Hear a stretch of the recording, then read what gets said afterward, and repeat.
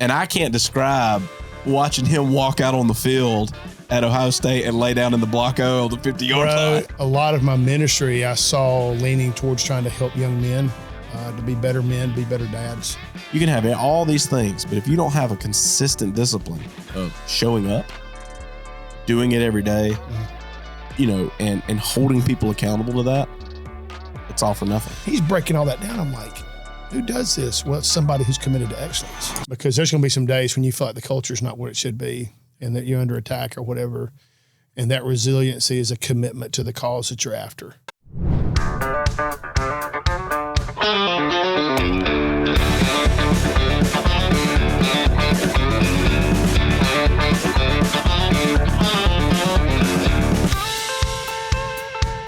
What's up, guys and girls? Welcome to the Barndo Show. Today I have a really good friend of mine and a special guest, Mr. Seth Buckley, and I'm so excited to talk about leadership and some of the things that you've done. And I've recently built this relationship with you, and you've had a tremendous impact on me in a short period of time. And you've got a storyboard career of having impact. And so I'm excited to get you on here and talk about some stuff about real life.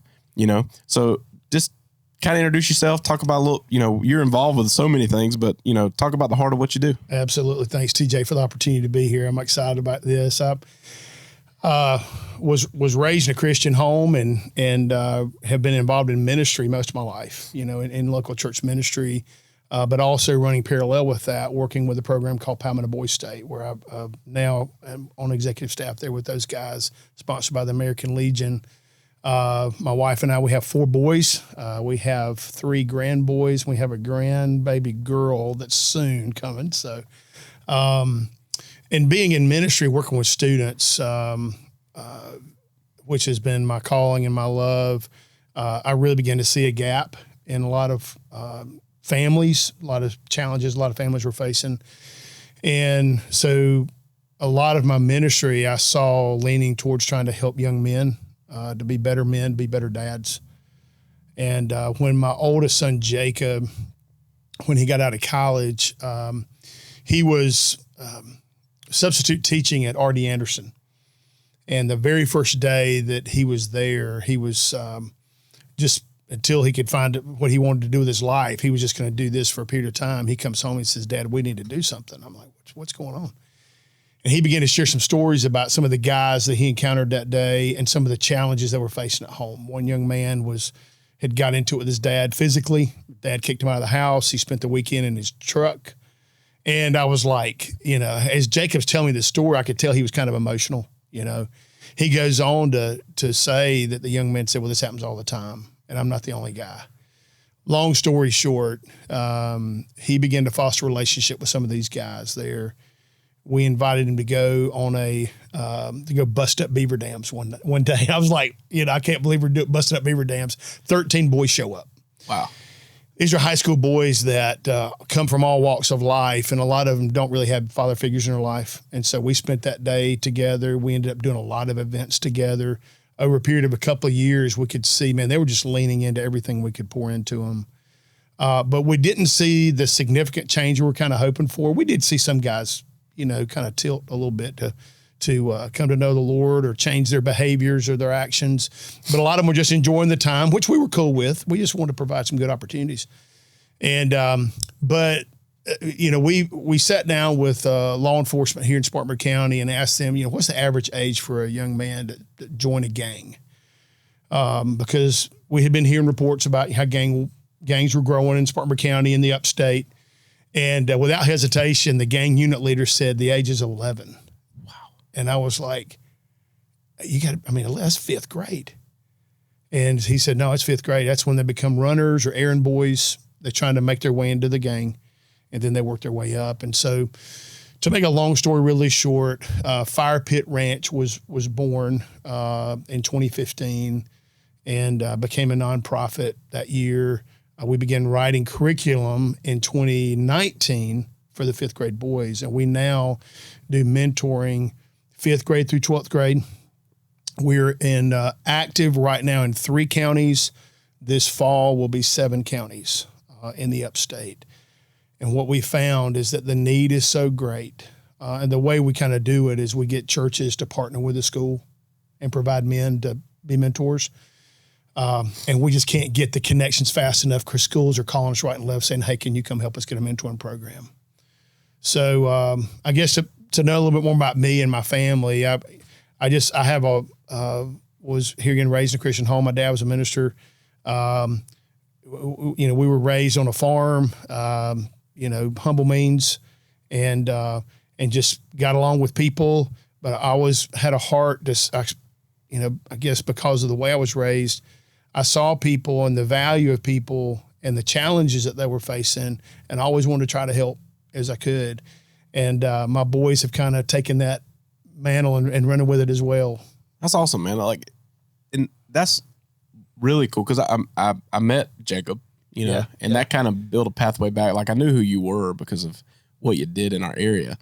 But seeing him so passionate about something like Fire Pit Ranch, that's a testament, who you are and how you raised him and, what he was exposed to and how he's around it. And to see he's in this environment, he's there to do one thing. And then day one, he's already there's a different need. Yeah. And to see that just become this movement that y'all have created is crazy. And it ties into, leadership. It does. At a core level. Yeah. Because you have so much stuff happening. A lot of times in business and organizations and family life and every kind of aspect, the most of the chaos and most of the problems is a lack of leadership. They don't have someone setting out an example. They don't have someone telling them how to do it or what should be done and then allowing some creativity in that. It's just figure it out.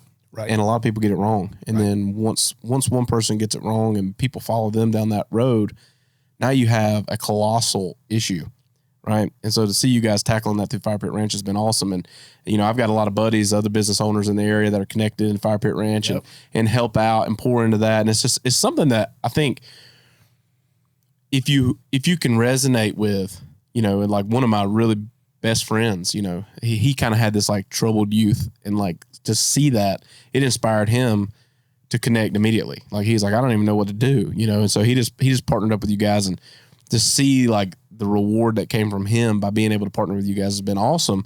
But also just to see the impact of creating leadership opportunities. Mm-hmm. People say, John Maxwell says this all the time, how do you create leaders? You practice leadership. That's right. And you starting doing this with kids in 5th grade.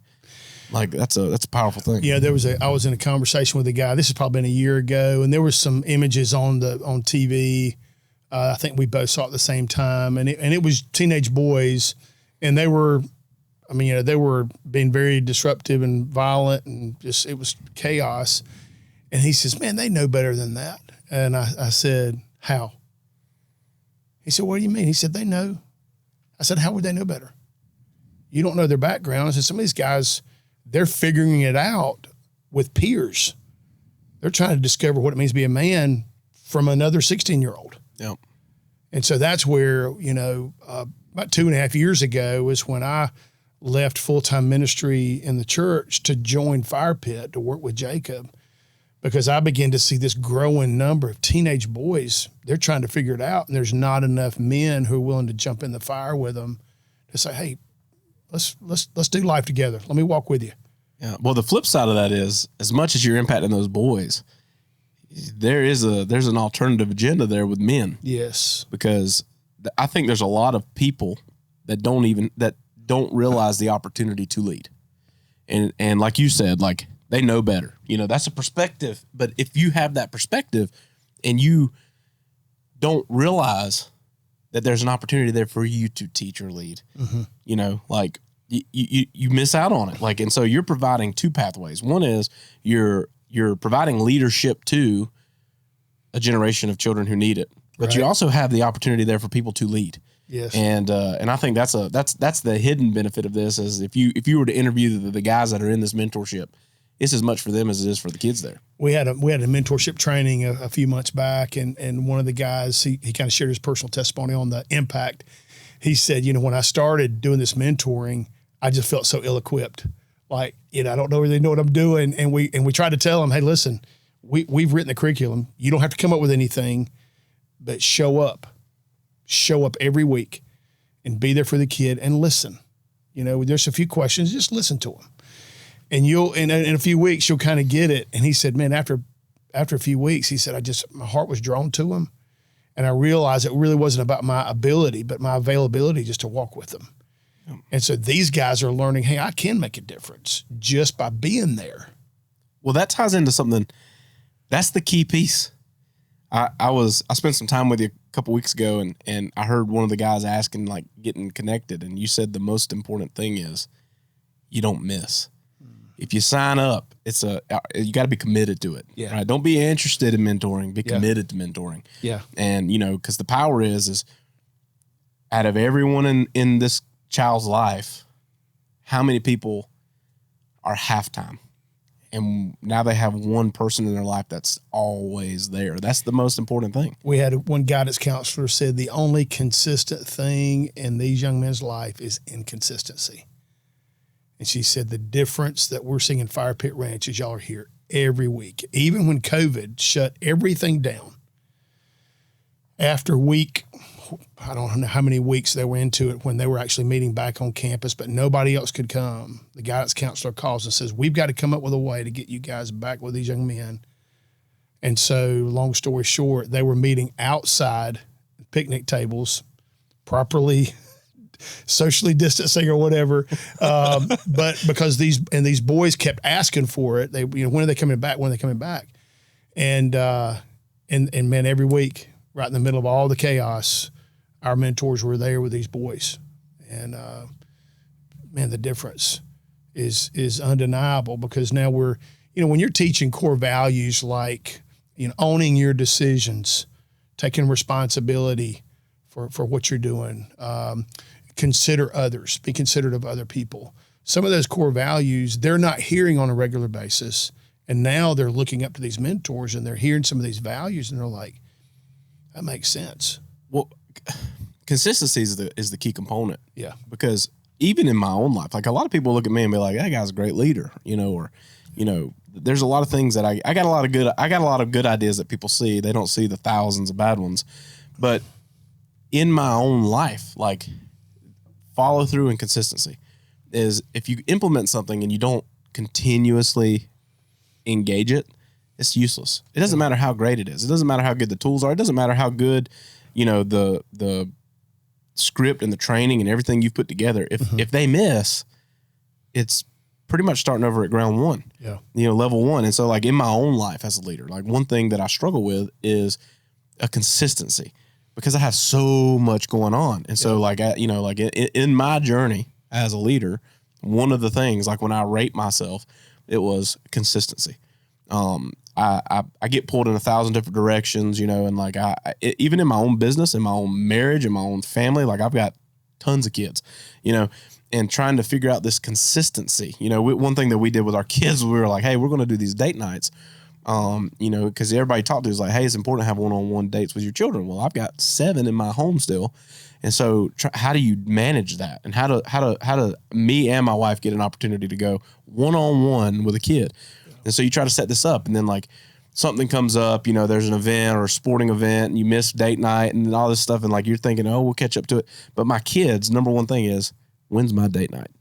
And it's so important to them. And, like, you want to talk about feeling like a complete failure, miss one.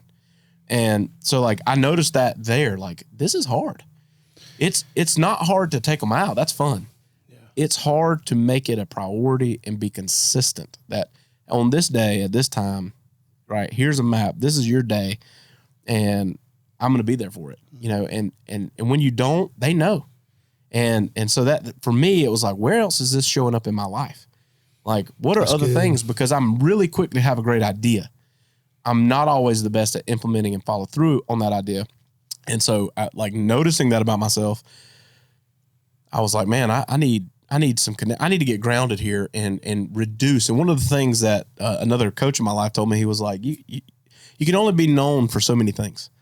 And right now you're trying to be known for 50 things. It needs to be like 5. That's good.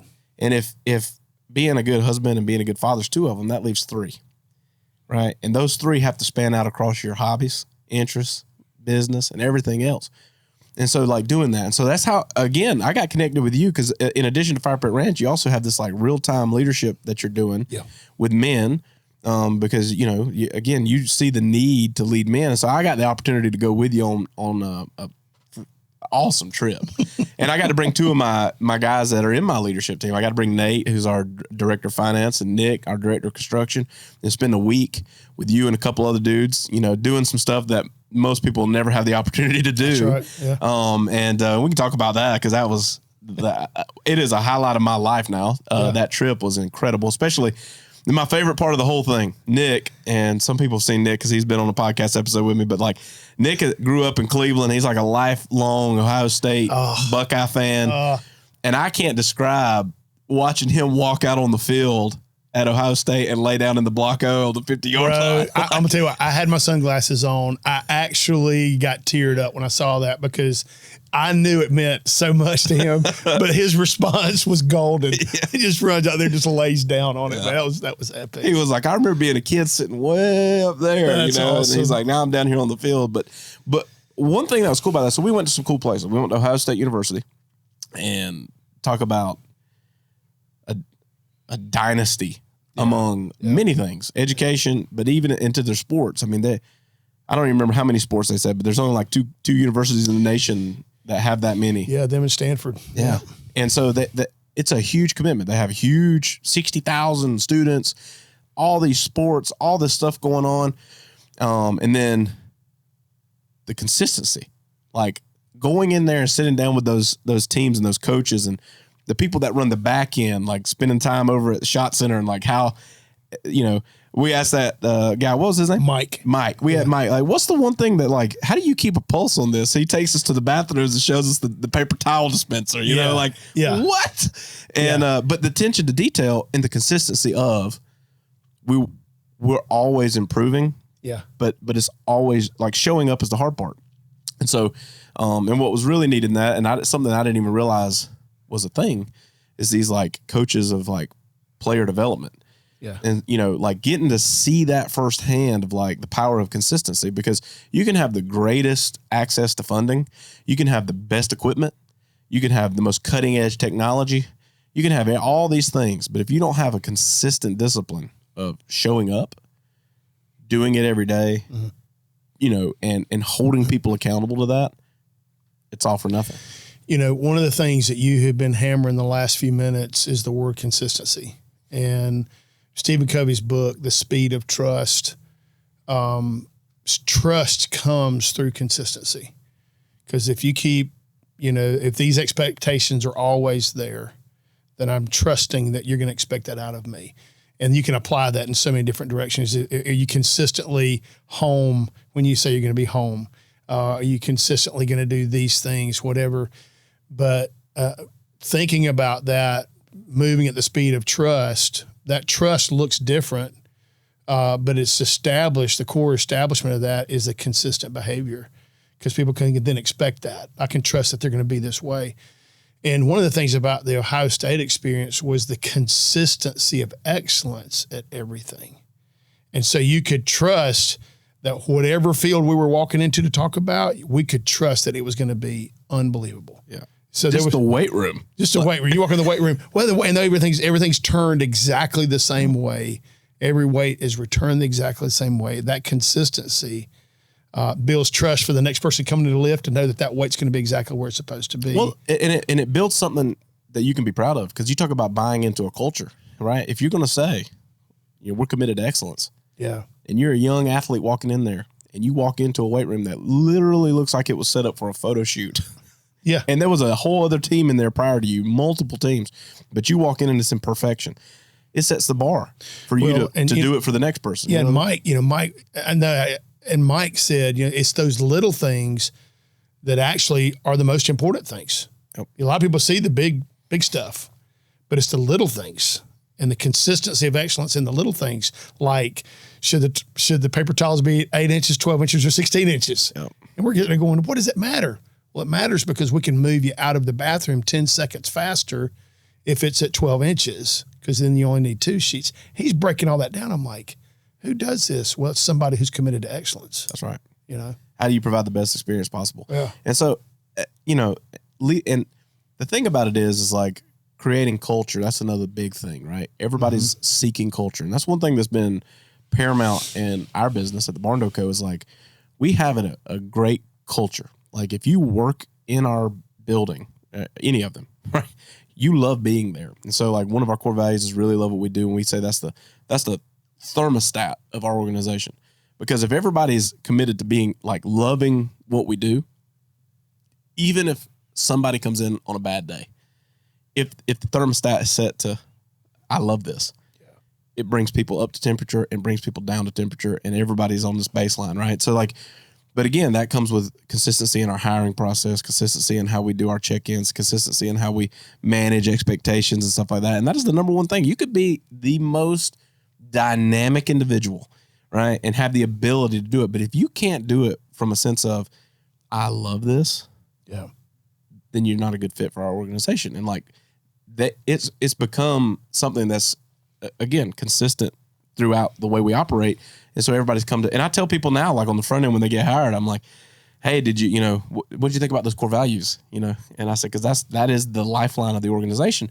And if you're faking it, I'm not going to have this conversation with you, but you will get squeezed out. And it won't be me squeezing you. It won't be your director squeezing you. It'll be everyone around you squeezing you, because everyone here is so bought into what we do and how we do it. And there's a commitment here to love it. And the only way we can love it is to love the people we work with, love the processes we do, love the product we put out, and kind of indoctrinating that. And like something else on this trip. So I ain't gonna talk about all of it, because it was just, literally every day we were doing something. And I was like, this is mind blowing. I was texting my wife. She's like, why are you so excited about, you saw a horse? Right. And talking about being out at the Kentucky Derby and Churchill Downs and like that. But one thing that was really cool about culture on that trip, and this is what's really cool about your real-time leadership approach, because none of this was like scripted. It's just an experience. And when you walk into something like Ohio State, but more so for me was Notre Dame. Come on. Yeah. And talk about night and day difference to spend the Monday at Ohio State and then wake up Tuesday morning on the campus of Notre Dame. Night and day difference in how they do what they do. But they have some common factors, right? They're both universities. They're both heavily involved in sports. They both have cult-like followings. But one thing that really stood out to me when we were sitting down talking to some of those players was how excited they were that with the recent coaching change in the football program, that they're going to that mass at the Basilica prior to the football games. Yeah. And what was really mind-blowing to that was less than 70% of the football team is Catholic. Yeah. But there's something about the culture of being there and the history of how that place was started, and it's a part of that DNA. And one of the players we talked to said, that's who they are. So when I'm here, that's what we do, Yeah. And that was a meal, I think, that said that. Yeah. Man, the one takeaway I had was, wow, you talk about leading in a way to where culture is king. Yeah. Like, hey, I'm not Catholic. This isn't my background or the chances of me being on this campus, like, how weird is this, Yeah. And then he was like, but that's what we do, and that was powerful. Well, one of the things to remember that in an organization, you don't lose your individuality. Okay. Because you are who you are. You're unique. But in order to create a culture of excellence and a culture that fosters a team, one of the keys, in my opinion, is a spirit of humility. You're not all that. Every person's got flaws, so there's nobody perfect. You may have a great idea one day, and next day it may be the bonehead idea. You know what I'm saying? But in humility, the way I kind of define it is really out of Philippians 2. It's considering others better than yourselves. You're trying to help others be better, and you value them. So if you're in a culture where you're ingrained in your mind, I'm going to value other people. I'm going to contribute all that I can on a consistent basis. If this is what the culture is, then I still have my mindset as to what I think it could be, but this is what they've established. And man, those guys were so bought into it. It was that was their family, even though that was not their ideology. They honored that. And man, that was powerful to me. Well, and the golden standard. I mean, it's like, yes, it's indoctrinated. Like they rally around it. They champion it because it's like, this is who, when I come here, I am we. Like, you know, like, and to see, it was mind blowing for me because the whole time I was walking through there, I was like, man, this is kind of stiff and tradition. You even said this, like, hey, you know, the purpose of this trip or this visit particularly is to see how like steeped in tradition can also reach a modern generation, and like how do they blend that together and maintain some of these traditions, but also be relevant, you know, in today's society. And it was awesome to see it because, you know, they've got all the cutting edge stuff and the money and the things, but there is something about that tradition, like walking through that campus going, and I couldn't imagine being a 19-year-old kid walking here, you know. You talking about culture, and you know, I think there's culture doesn't just happen. Well, I guess it can, but the culture that you desire requires work, and it requires commitment, and it requires everybody longing for it to be that. And so I think one of the things that I picked up on that the young man from Wyoming, you know, he came and it was like wide-eyed when he came to Notre Dame. It was like, you know, thinking about Wyoming coming to Notre Dame. But how it took a short period of time where he understood the culture because those that were there, they mentored him, they brought him along, and listening to Jack Kaiser, the captain, how he said, man, I remember when you came in, you know, this, and this, but now you're here. And it was almost like, man, Jack took it personally to make sure he was that's what I was gonna progressing. Say. You got a fifth-year senior who's like an All-American, you know, one of the top players in the country, and then you're a freshman sitting at this table, and in the middle of all this question and answer, he goes, yeah, I remember that day. Like, I remember when you walked in the doors here and now who you are. And like, that was powerful to me, man. When I saw that wasn't, we had a coach in the room, but like, that's player to player. Like, and to see that, like, just rubbing off, you know, like it's not a driven show. It's a buy-in, you know? And so getting that buy-in inside of your organization, getting that buy-in inside of people, and some of it is just getting exposed to things you never thought you'd see before. You know, like if you'd asked me a year ago, like, you know, did I think I'd be walking around, you know, kind of backstage past Notre Dame? Absolutely not. Yeah. But it was just seeing that, and like, it's something so simple, but it's so hard. Yeah. It's so hard, you know, and anything that's worthwhile is an uphill journey in and of itself. So it's like, to maintain that level of excellence, like, it ain't easy. No. It's just simple practices, but it's hard work. Well, that's why I think a key attribute of a leader is resiliency, because there's going to be some days when you feel like the culture is not what it should be and that you're under attack or whatever. And that resiliency is a commitment to the cause that you're after. You know what I'm saying? I mean, you know what you want to achieve, and some days are just not good days. Right. Okay. But when there's a string of bad days, you're like, okay, what's going on? What's wrong? What's happening? And so it's trying to develop that idea of evaluation and self-awareness of, is it me? Because I think every leader needs to start there going, you know, and we talked about self-awareness on the trip, John's book, Self-Aware Leader. I mean, 85% of leaders feel like they're aware of their weak spots, but they actually don't see them. Yeah. But when you surround yourself with guys and gals who you love and they love you and they identify weak spots, you've kind of given permission for them to speak into your life because they want to strengthen those areas. And some leaders don't want that. Yeah. They don't want somebody calling them out, you know, going, hey, we probably, why don't you let me handle that?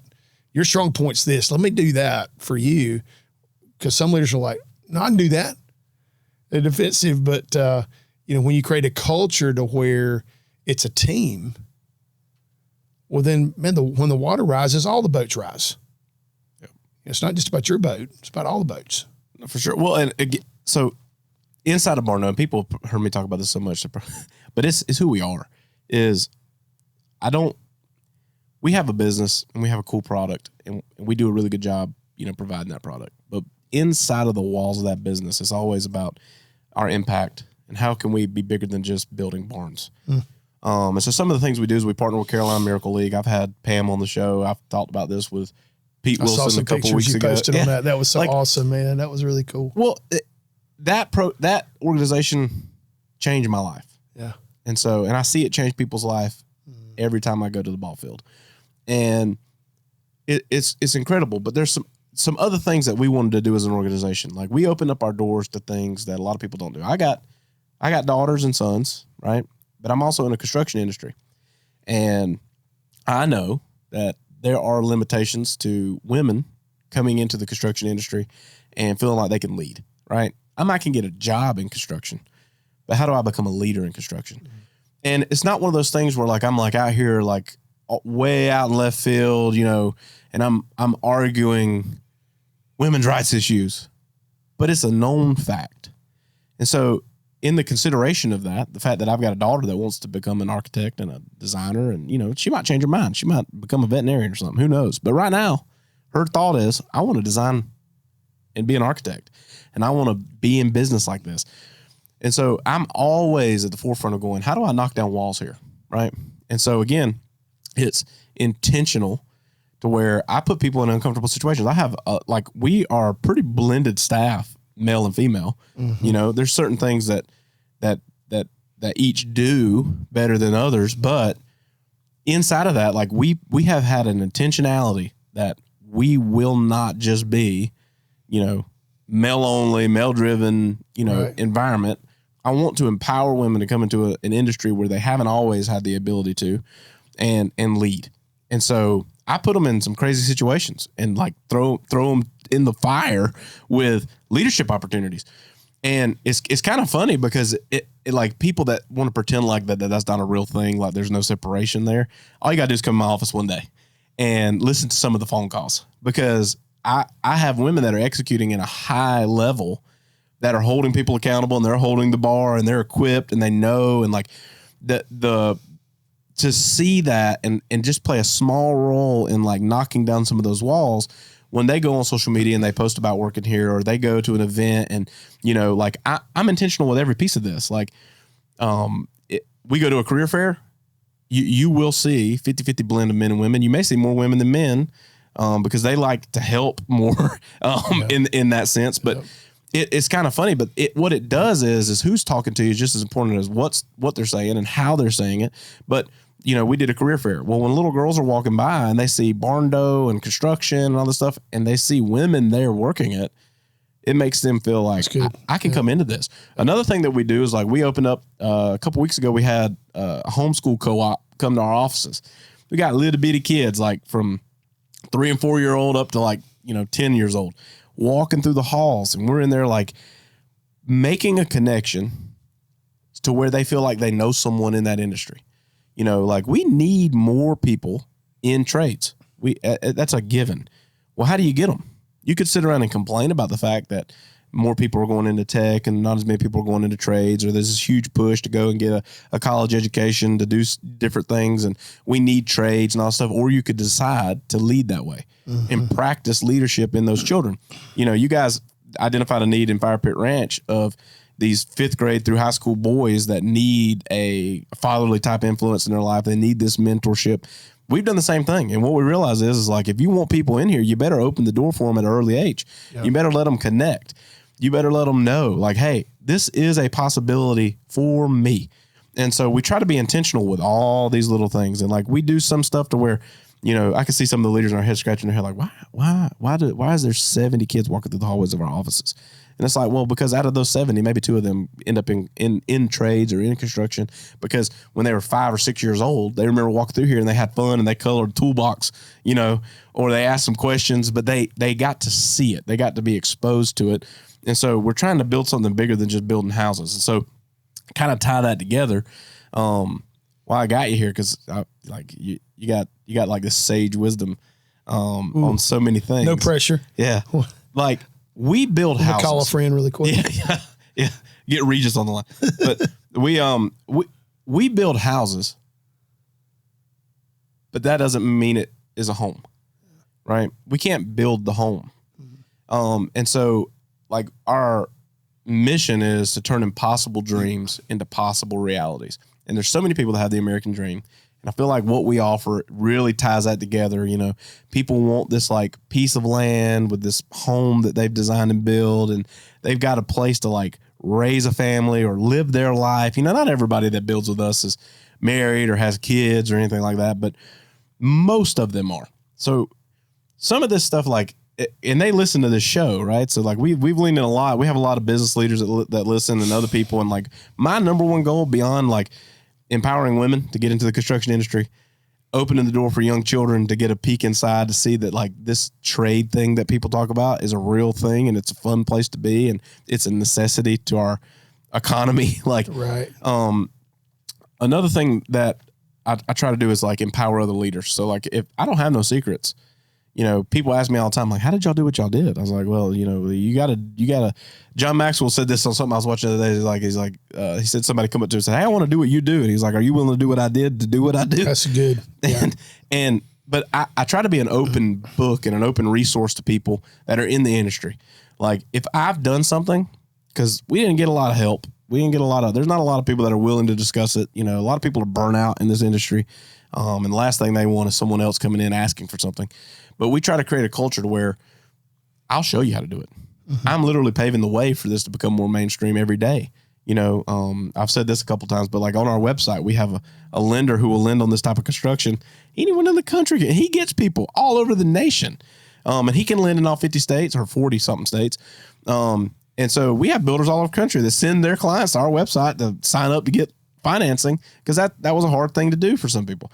But I'm always trying to like give some kind of advantage. But for listeners that are like interested in building Barndos and all this kind of stuff, and while we got their ear, like if you could give some advice to a family, right, that a house isn't a home, right, and you were going to speak in, and we'll just say speak directly to men or spouses.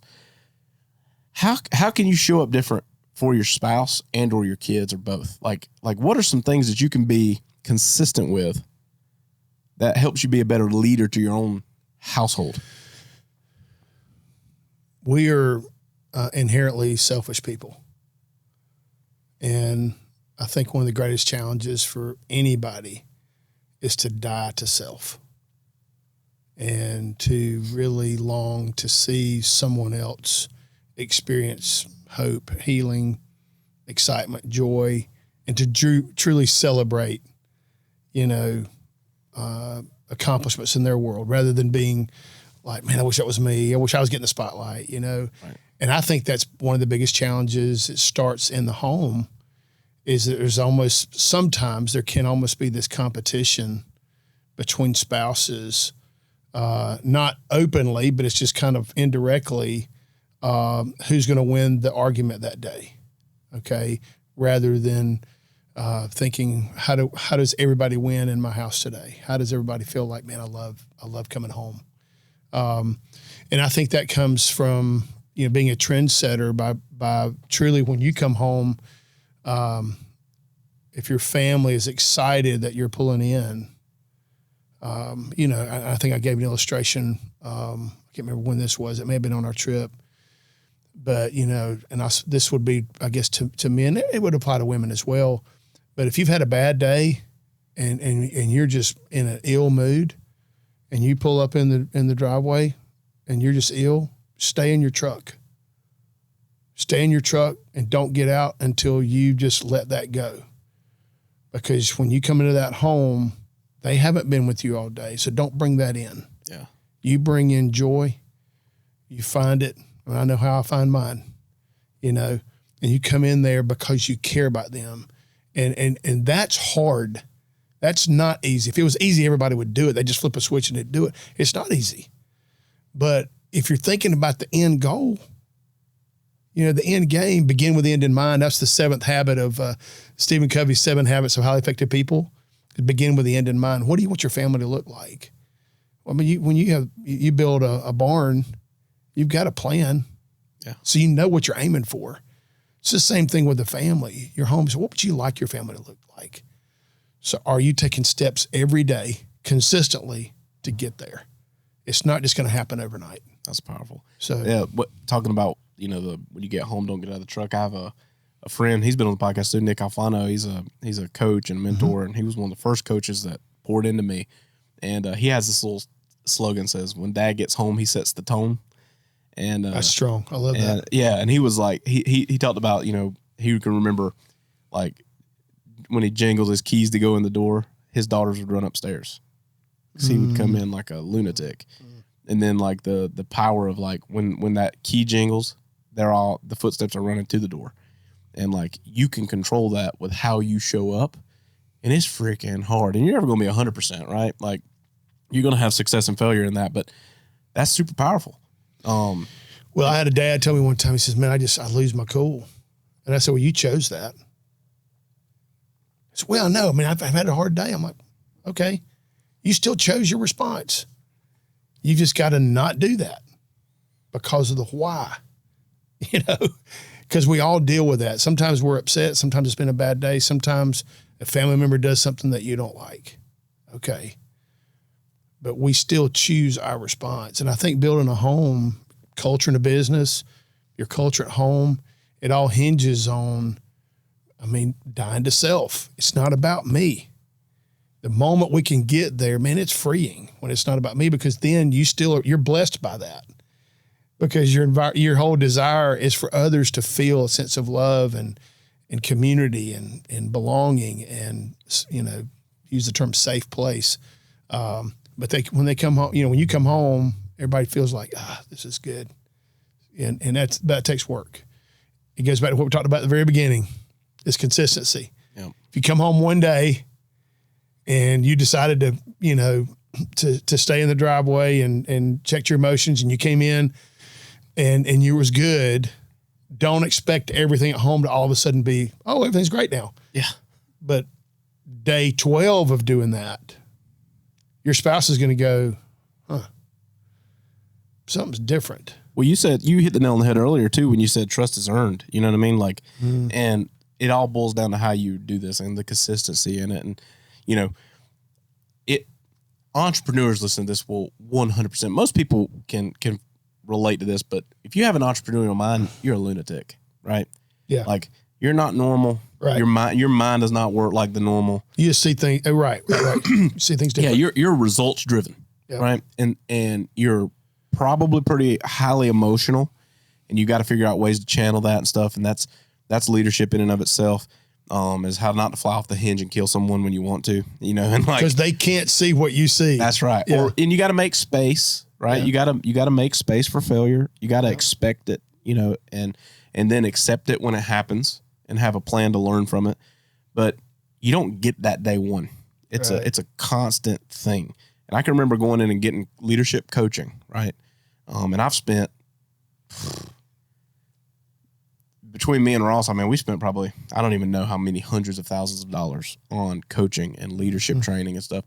And some people scratch their head and they go, are you crazy? But the return on that investment is so big because it collapses so much time for us as people, and you learn best from other people's experiences. And I can remember that there was a pursuit in me that was so heavy to just be successful. And I didn't even really understand what successful looked like, what successful meant. I just was on a mission because, money was like a big thing in my childhood. My dad was very driven for money. He came from nothing, right? And so like his identity of success was like, I work hard so my family can do this, because he didn't have someone do that for him. So he was successful by his standard. But as a kid growing up in that environment, it was, if you're not making money, you're not successful. And so it indoctrinated in me this pursuit of some thing. And what they don't tell you is that's a sliding scale, right? If you make $5 and that was your goal, is the moment you make it, you want 50. And then you get 50, and then you want 100. Then 100 turns to 1,000, 1,000 to 1,000,000. And it just keeps going, and you're never satisfied with that, because that's not success at all. And so what ended up happening in my own life is like I started prioritizing everything in my life above the main things, right? Like my wife, my kids, everything. And like literally put it on a back burner. It's the coldest item on the stove, and food don't taste good when it's cold, like. Right. And so then I was bitter about I don't want to eat this. It's cold, and I was the one putting it on the back burner.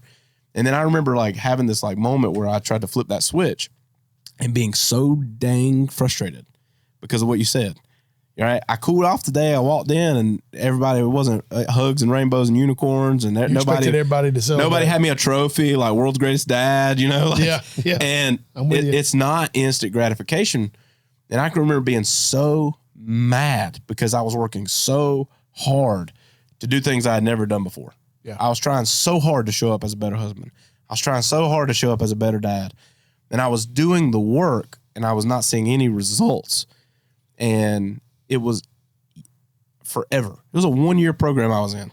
And it like 10 months into it, right? I remember arguing with my wife and I would say like, there's no way you can't tell a difference in me. She was like, you nothing has changed. And I'm like, you have lost your mind. And I can remember we went to a couples retreat in Mexico, and there was a moment in time where she looked at me and she was like, I believe you. And it was so freeing because it was like, oh, man, I did not expect it to take 10 months. That's success right there. Oh, 100%. 100%. Yeah. But the thing is that wasn't the arrival. It's a new destination. And I tell people in our team all the time, we set so many big, ambitious goals. Like we're going Carolina to California with Barndo, baby. And you put your nose down and you start wondering, and then you end up in Florida and you go, well, this isn't on the path to California. Sure it is. It's just the path we took. And so if I put my nose down and my goal is to have this success and be this thing, like I go back to these 5, I can only be known for 5 things, right? And if being a good husband and being a good dad's 2 of them, then when I put my nose down on that, it's not the destination. Like there's never a moment where I'm going to have this ordination ceremony. I'm not going to have the victory circle, right? They're not going to give me a wreath of roses and a trophy. Like you did it. You won the dad trophy. It's a commitment to that journey. And it's the hardest thing I've ever done in my whole entire life because it requires consistency. And again, that's where it showed up in me first to go, well, if I'm not consistent here, who else am I frustrating? And they can't vocalize it as good as my kids or my wife can because I'm paying them, and it's a commitment to go and run that. And it's an endurance race and you run it for the rest of your life. And the power of that compounding, that consistency is key. Yeah. And you're still going to screw things up. You're still going to fail. You're still going to drop the ball. Like I don't have it all together at all. Like, we're better than we were, but it's a continual thing. One of the things that we do with Fire Pit Ranch, we do a lot of team building, low ropes experiences. We do a lot with the boys. The boys we're mentoring. A lot of high school teams. We have a lot of corporate folks come out. We do some events with them. And I'll go to the corporate thing when we've done some of those events. It's interesting. You're talking about women a while ago. We'll do some of these events or an object that they'll have to kind of overcome. And you have these guys that immediately come up with the idea of like, hey, let's do, we can do this, or we can do this. And you can just see a couple of women in the background, like, they're kind of looking at it like, that may work, but this might work better. And the guys are like, man, that alpha is just jumping out there. Come on, let's go. We can do this, And one of them is like this balance board that you're doing together. And invariably, the voice that was kind of squelched out says, hey, I have an idea. Or we may see that timid person in the back going, hey, what you were thinking of something. Well, what happens in that moment is these alpha guys see, wow, that's a great idea. And you begin to value everybody on the team because you were the next element we would do. They kind of were less, to just kind of jump at it. And they were more like, hey, well, let's brainstorm together. And they were listening and valuing the voice. I think that translates into the family, into the office culture, is that you're open to like, hey, let me get some feedback. Yep. It doesn't mean you have to do their plan, but you're valuing their opinion. You're valuing their perspective. And I think in the home, one of the things that's so important to foster a great home environment is that you value the input of your family. you may have this vision of what, what we're going to do, but, when you value your family, what do y'all think about that? Would y'all like to do that? Tell me what was your favorite thing. And you actually go through this almost a SWOT analysis of your family, and they don't know you're calling it that, but you're trying to find these things that, to get better. Yep. But you find that sometimes on your team, when you do that consistently, it goes back to that trust element. Man, I'm valued. What I say matters. And I think that those kinds of intangibles, we find out that we're surrounded by people with great ideas, and if we can just empower them, yep. And it just strengthens the whole organization, strengthens the family, and that's when you feel that sense of success because you see them. That's that buy-in. Yep. Hey, he trusts me. I'm bought into what we're saying, right. Because I'm valued. Yeah, well, it feels like it's your idea. Yeah. Well, man, you've had tremendous success, right? In several different ways. Like, I can look at you as a father and look at your boys and be like, wow, it's impressive. Like, I literally went to my wife and was like, I need to eat breakfast with this guy once a month because it's just like just tidbits and like always looking for someone who I can pull value from and also provide some. But like in all that, right, you had crazy success in ministry. You've impacted thousands of kids here locally. Like, I was leaving today and our director of first impressions, she sits up at front and she's kind of like answers the phones and she, guides people into their meetings and all this kind of stuff. She's like, who are you interviewing today? And I was like, oh, I got Seth, and she was like, I love him. He goes to our church now. She's like, I knew him growing up. I was like, so you absolutely made an impact in that. Right. And then you got Fire Pit Ranch is going crazy. You're making impacts in the leadership world with real-time leadership and everything. And like, I've benefited from that greatly.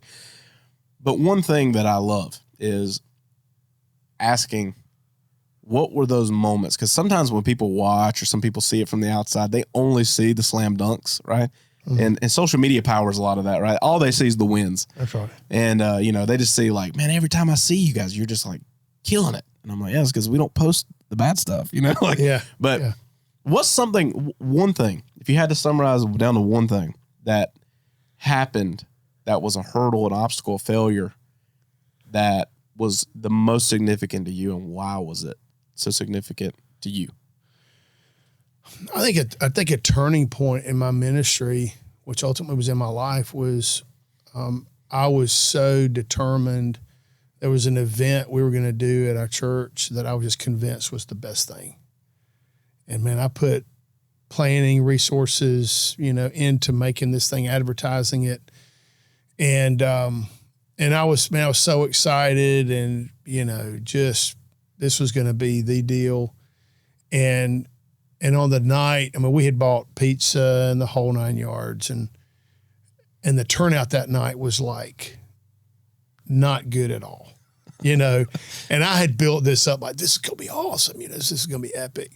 And it was one of the most humbling things for me because, for me, it sounds terrible saying it, but I just felt like looking back, it was all about me. It was my plan. It was my idea. It was my, going forward. And I really felt like I fell flat on my face that night in ministry. A lot of people, I've done a lot of coaching in the youth ministry world, through the years. And I look back at moments like that and I realized, man, you need to value team. You need to understand your surroundings. You need to study the culture more and not just go guns blazing with what you think's best, but make sure you got people going with you to do that. And that was a turning point for me. I went from a kind of a Lone Ranger approach to more of a team approach. And it was one of the most freeing things, but it was very painful, especially when I had to talk to the pastor about, we bought all this pizza, and it wasn't that it was a numbers thing, but for me, I was just so disappointed and it really hurt. But I think through our failures or through moments like that, it's where we learn our greatest lessons. And, the a lot of guys want to avoid failures, and obviously you do. You don't want to fail. But don't be afraid of failure, because I think one of the most paralyzing things for a leader is that fear of failure, because then they won't take that step. And when you create a culture of trust with your people, I think it emboldens a leader to take a step that on their own they wouldn't have, but knowing that he's got a team that is just unbelievable will take this step. I don't fear the failure.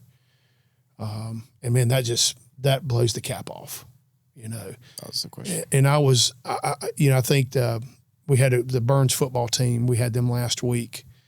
And one of the groups of guys I was talking to, they were struggling. They were not working well together.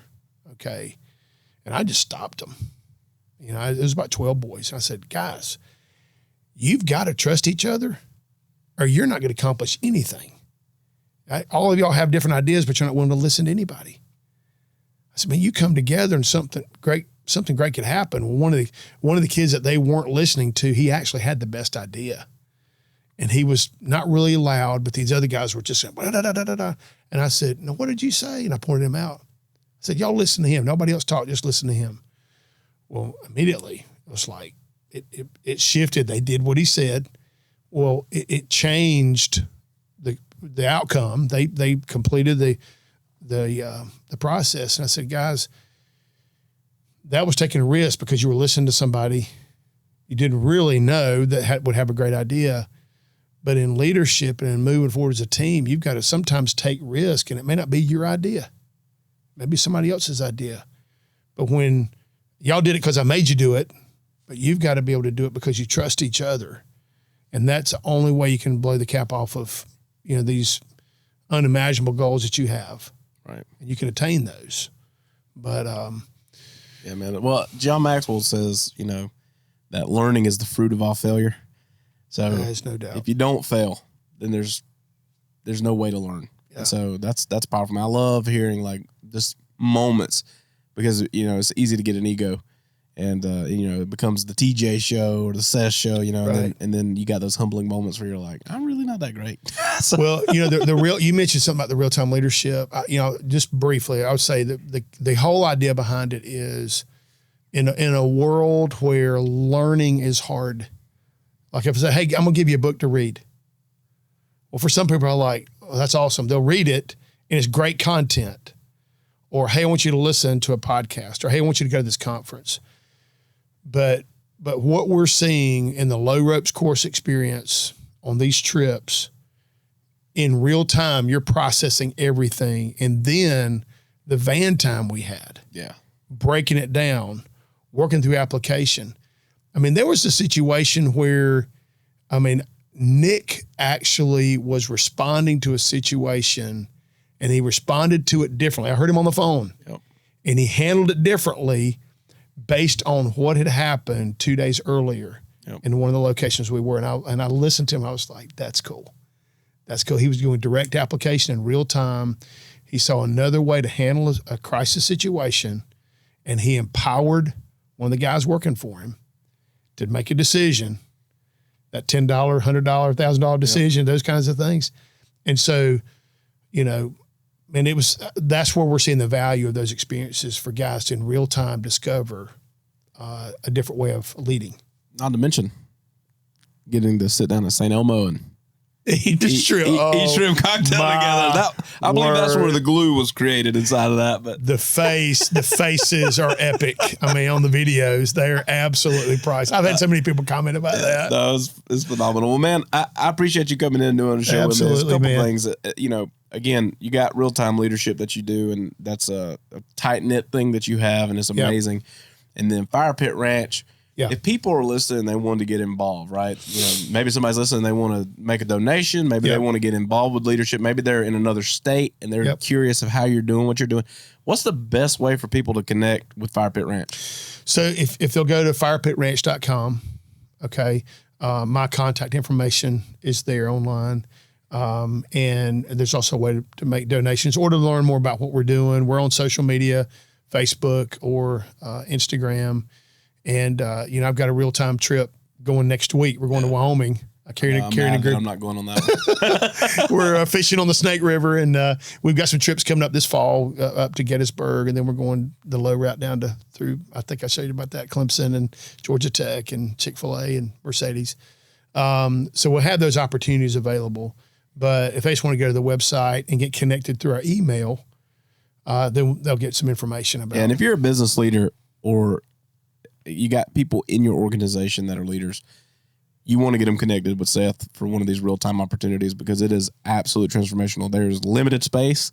It's intentional that way. Yeah. But it's an impactful week, and definitely connect. And then again, I love for people to get involved with Fire Pit Ranch on any kind of level because it's making such an impact here, and you and Jacob just got hearts of gold for that. So I appreciate you, man. Brother. Thanks for coming on the show. Thanks so much, TJ. Thanks, guys, for tuning in to the Barndo Show podcast. If you're watching on YouTube or wherever you're listening to this content, hit subscribe so you don't miss an episode.